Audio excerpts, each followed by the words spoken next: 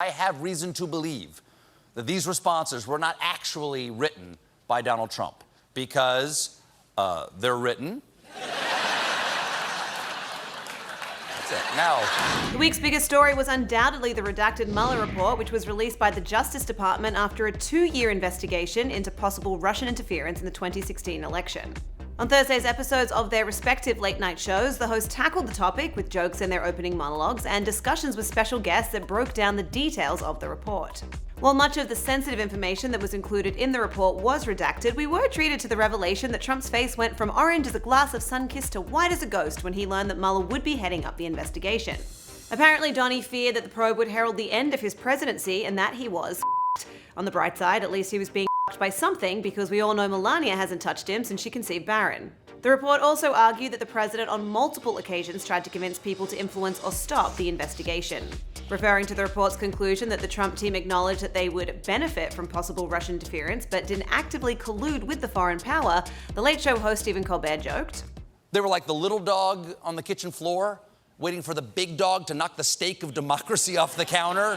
Colbert then took aim at Attorney General William Barr for stating in a press conference that Mueller did not make his decision on obstruction based on, at least in part, on the Justice Department's Office of Legal Counsel ruling not to indict a sitting president, despite the fact that the report mentions the OLC ruling as a factor in the conclusion.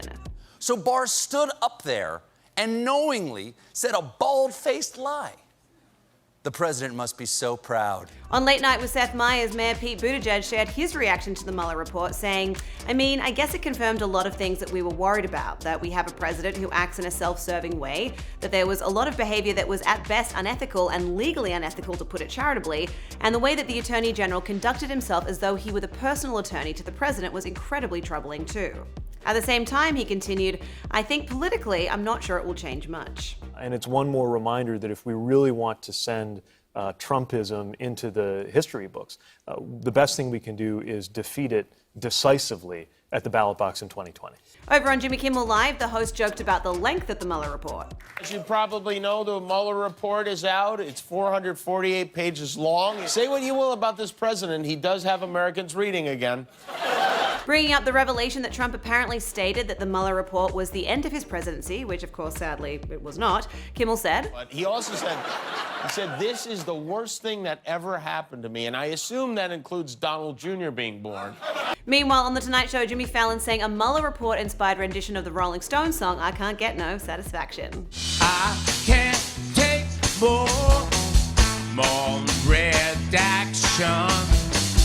I can't read those Trump infractions. To watch full clips of late-night hosts reacting to the Redacted Mueller report, head to THR.com. For The Hollywood Reporter News, I'm Linz Rodriguez. I can't